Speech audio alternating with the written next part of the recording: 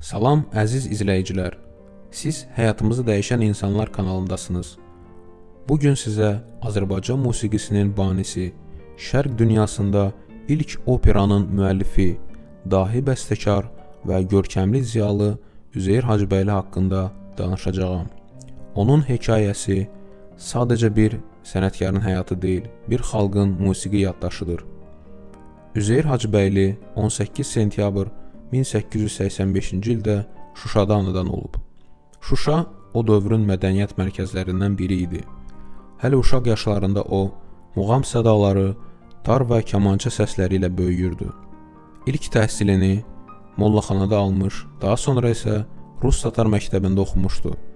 Musiqiyə olan marağı onu Tiflisə, oradan isə Peterburqa aparır.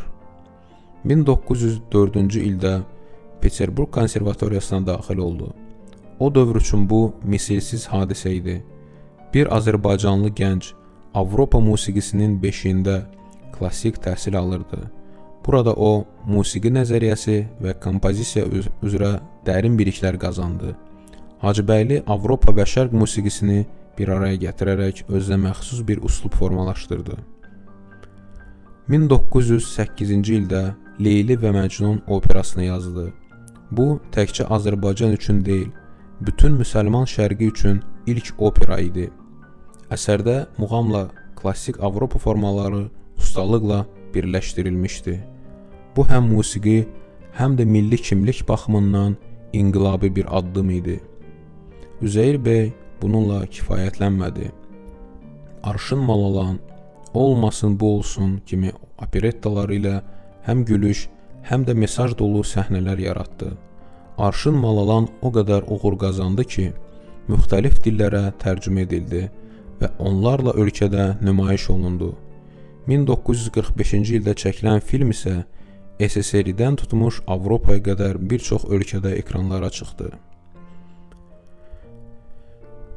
Üzeyir Hacıbəyli musiqi sahəsində olduğu qədər maarif sahəsində də fəal idi. 1921-ci ildə Azərbaycan Dövlət Konservatoriyasının yaradılmasına rəhbərlik etdi və burada müəllim kimi çalışdı. Onun tələbələri sonradan Azərbaycan musiqi mədəniyyətini inkişaf etdirən şəxslər oldular. O, öz biliyini yeni nəsillərlə bölüşməkdən çəkinmirdi. Bununla yanaşı, publisist və jurnalist kimi də çıxış edirdi. Molla Nəsrəddin və digər mətbu orqanlarda mədəniyyət, təhsil və musiqi haqqında yüzlərlə məqalə yazdı. Onun yazıları maarifçiliyin güclənməsində mühüm rol oynadı. O, musiqiyə elmi baxış gətirən ilk Azərbaycanlı idi.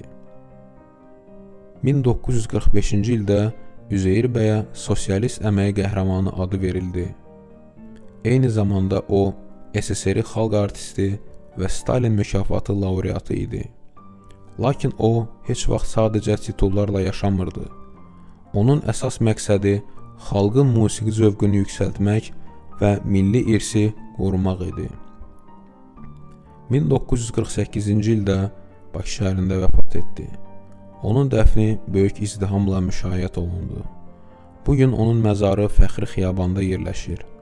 Hər il 18 sentyabrda onun doğum günündə ölkədə milli musiqi günü qeyd olunur. Həyatı və yaradıcılığı ilə hələ də musiqiçilərə ilham verir. Üzeyir Hacıbəyli sadəcə bir bəstəkar deyildi. O, xalqını sevən, onun gələcəyini düşünən, maarifçiliklə nəfəs alan bir fikir adamı idi. Onun yaratdığı musiqi yalnız notlar deyil, bir millətin ruhudur. Onun irsi zamanın sınağından keçmiş dəyərlərdir.